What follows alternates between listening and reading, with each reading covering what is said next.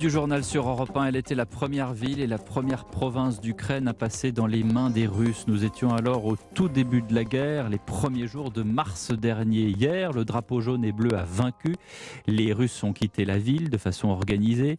La communauté internationale salue une victoire extraordinaire, tandis que Kiev salue de son côté une victoire commune de l'Occident, référence bien sûr à l'aide apportée majoritairement par les Américains. En tout cas, ce qu'on peut dire, Louise Douillet, c'est qu'aujourd'hui encore, les Ukrainiens sont sortis dans la rue. Dès hier soir, oui, ils étaient nombreux à se rassembler sur la place de la Liberté de Kherson pour y déployer des drapeaux ukrainiens, pour déchirer des affiches pro-russes, pour y célébrer leurs soldats, les prendre dans leurs bras, leur offrir des fleurs.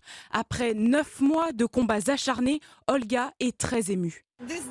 Nous sommes si heureux d'être ici aujourd'hui, de célébrer cette journée avec notre peuple. C'est quelque chose d'incroyable. Merci à tous ceux qui nous ont soutenus, qui nous ont aidés. C'était difficile, mais nous avons toujours su que ce jour viendrait.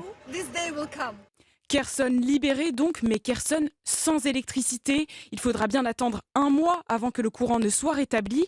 Kherson où il reste difficile de trouver de l'eau potable ou du pain, autant que de la Wi-Fi ou du réseau. Kherson miné, les Russes ont piégé la ville, ville où se cacheraient encore des milliers de soldats russes, parfois déguisés en civils. La guerre continue donc effectivement, alors même que le Kremlin ne parle pas de repli, mais de redéploiement de ses unités et considère toujours la région de Kherson comme sujet de la Fédération de Russie. Merci Louise Douillet pour